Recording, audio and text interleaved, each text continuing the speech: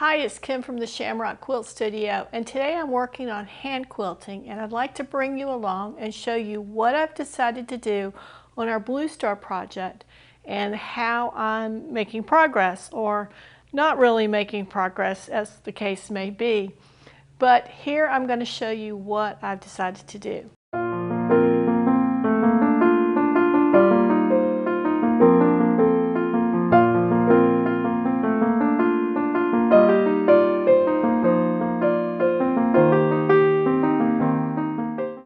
And welcome back to the Shamrock Quilt Studio. Now let me see if I can take this down, and here I want to get us still so it doesn't move on us. You can see here what I've done is I have created a echo of our blue block here on our plain block, and I've brought it out 1 inch from the blue block and then 1 inch again, and I could continue out further if I like, but for now I'm just going to leave it at the 2 rows, and I think that that gives us enough stability that we can work through this pretty quickly and then come back and add quilting if we need to. So let me tell you what my challenge has been. I've got a lot of projects going on, and I've got some of them that are kind of time sensitive. So it's really taken a lot of the focus of my time and effort in the last couple of weeks. And I've really not been able to accomplish as much on this hand quilting as I would like to. And frankly, we are a week and a half from November as I'm recording this. I don't know if this will get on. It may be a couple of weeks before this gets on. But realistically, I have about 5 weeks before Thanksgiving. And this has got to be out of here before, I would say before the Monday of Thanksgiving week. So probably more like 4 weeks.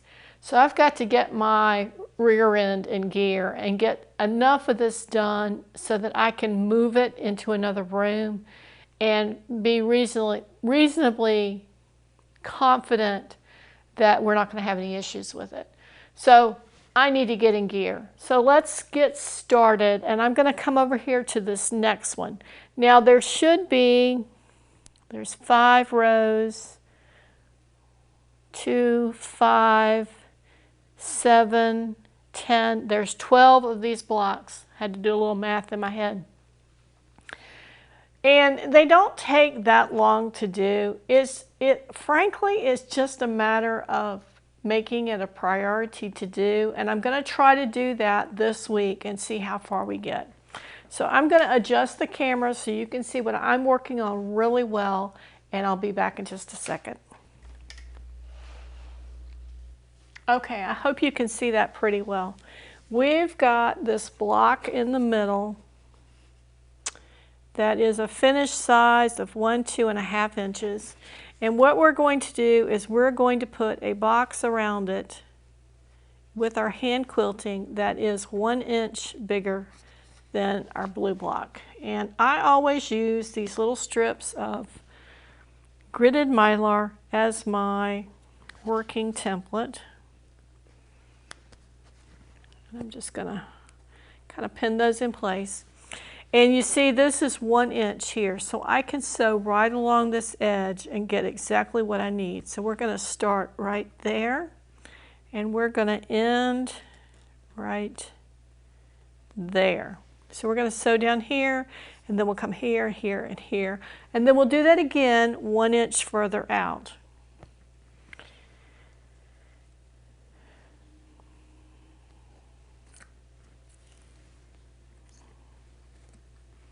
And for those of you who may not have seen my previous videos on hand quilting, let me go over really quickly while I get my needle ready the supplies that I use and how I kind of work with them.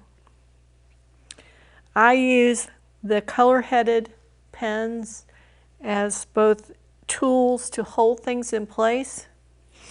and as markers for where I am. So for example, I can mark this here and know how far I need to go, or if I have to get up and leave it, I can put a pin in place and that will do that as well. For this project, I'm using the Americana thread, and if you're unfamiliar, I do not do a rocking stitch normally. I do something similar to a stab stitch, and that's just simply because that's what works best for me. Now I'm trying to pop this knot in here. Let me move some of these pins so you can see. And there's the knot. I put the needle in here to give it some support, and we'll see if we can pop that in.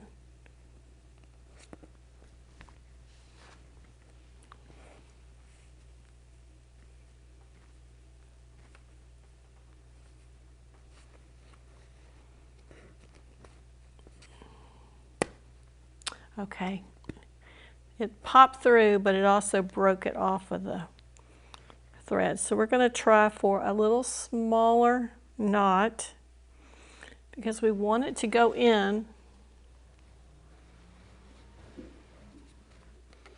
Actually, what we want is we want it to go in and get stuck in the batting.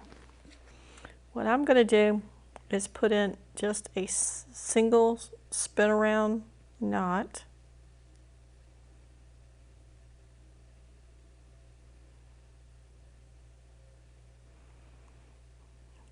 Sometimes that's the hardest one. Okay, so that's just a single little knot there, and we'll see if we can get that one in.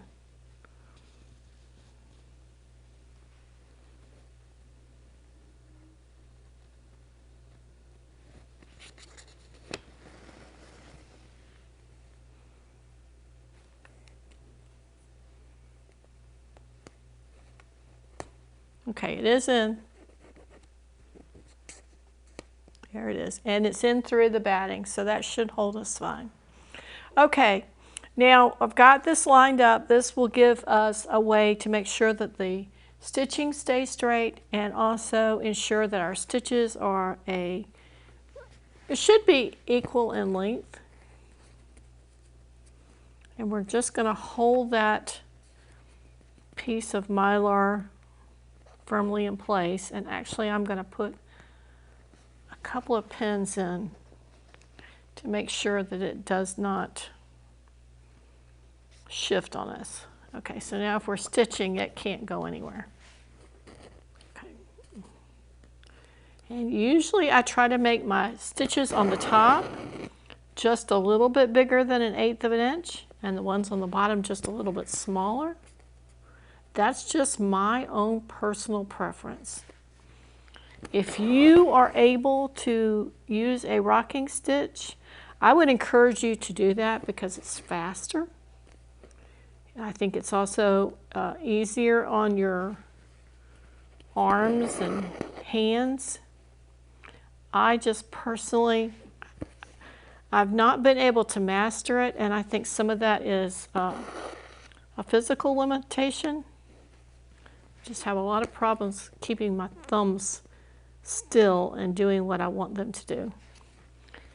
So instead of aggravating myself, I'll try it every once in a while to see if it's any better. But this is what works best for me. And when I sit down like I am right now, and I haven't done it for a while, I'm pretty slow. But as I sit here, I'll get faster. And as I do this a few days in a row, I'll also be faster. You're just building up your confidence in your endurance. And I wanted to try to get all the way down to the end of this line.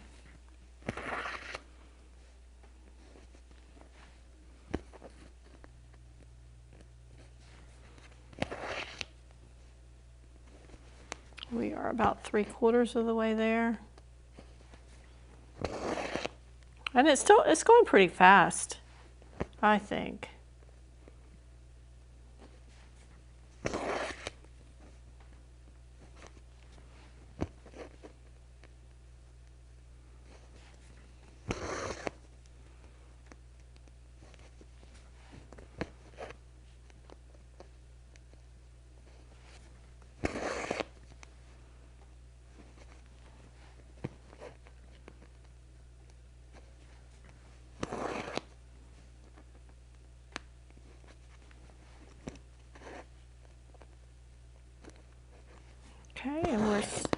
We measured that out. That's the inch from before.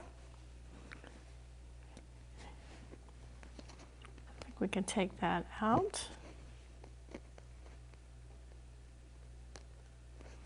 And coming up there, that should be the inch from here to here. 1, 2, 3, 4. So there we are.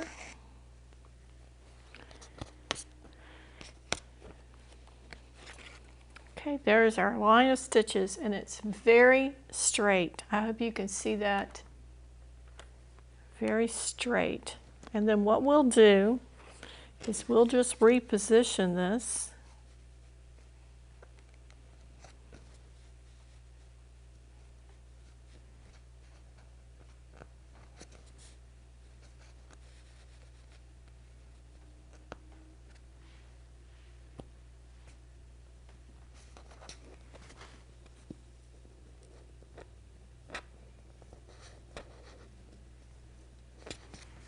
Okay, there we go. And then this one, I'm going to go ahead and do this also, because that will hold it much more secure.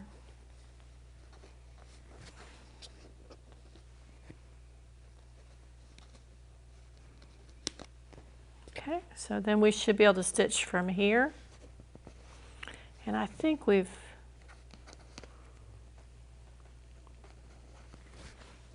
we go.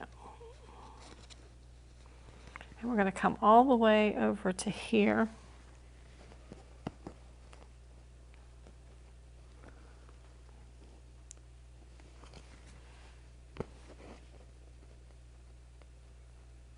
And usually on that corner, I'll go in and come up right next to it. And that'll just give it a little stability so that if that thread gets pulled, it's not going to pull in on that corner. It'll have that extra stitch there that'll kind of anchor it in place. Oops. And then we can pick up.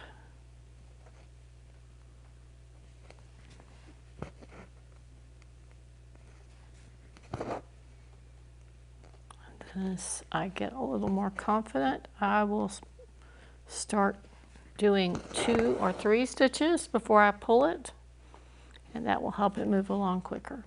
Now when you get to an area where there's a seam, know that you're going through more fabric and it's going to be tougher to pull that thread through. I ran through that a lot here at the edge. I don't know if that's on camera or not right here, because there were so many layers of fabric and it really made it difficult to pull that needle through. I ended up having to switch out needles for one that was a little bit skinnier, and it would pull through better. And also, if you will use some beeswax or some thread magic or something, some kind of conditioner on your thread, it might make your thread be a little smoother when you pull it through.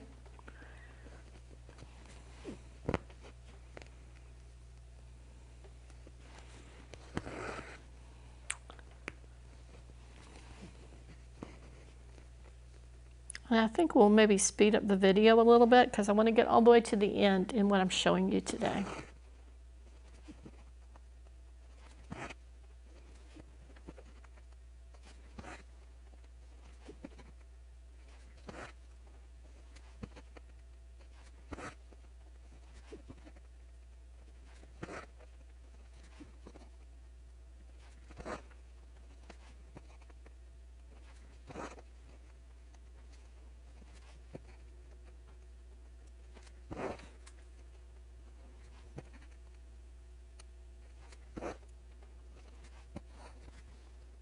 It looks, when I'm looking at this block, as if it is not equidistant, that this one looks a little taller than this one.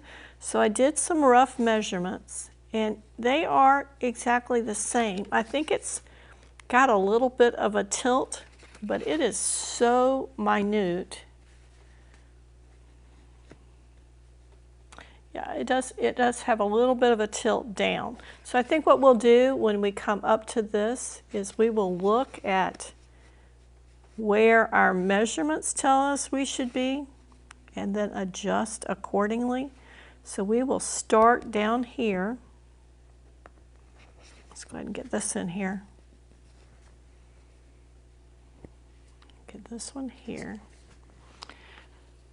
So since it looks like this edge is a little bit lower, what we'll do when we come up here to stitch here is we may take just a tiny little bite more and then have that spot and this spot match, and that will make it just a little, that'll compensate for that one just a little bit, because you need to kind of look at what you're doing and how it needs to look. And the way I was able to do that is I came here to the edge and had it go all the way across, and it does sit just a little bit like this. So this is just a little bit lower.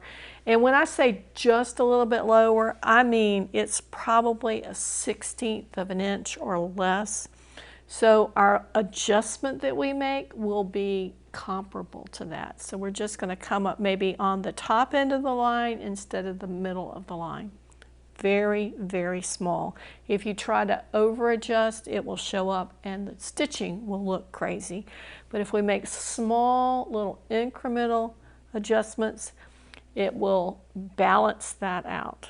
So we've got that first box half done. We just need to come the other two sides, and then we'll use the same technique to run an inch over here all the way around. Now we can from that point decide to do more boxes, or we can leave them alone. And we can decide to do that after we take it off the frame and we put it onto a hoop. We have lots of options. My goal right now is to get some basic quilting done, get the edges and the borders done, get these white boxes done so I can get this off the frame and not be taking up this amount of room in my living area for the holidays. So wish me luck, and I'm going to keep moving on this. If I run into something else during this time period that I think would be helpful for you to know as far as hand quilting goes, I'll be sure to do another little episode and share that with you. So then we'll come across to there. That's where we are. Now I'm going to step away from this for just a minute, so I'm going to go ahead and put my 2 pins in here to mark where I am and where I'm going. Everything else is ready, so when I'm ready to get back to it, it's ready for me. Thanks for joining me today here at the Shamrock Quilt Studio. If you like this video, give us a thumbs up, be sure to subscribe and share us with a friend. And we'll be back next week with a new video. See you then.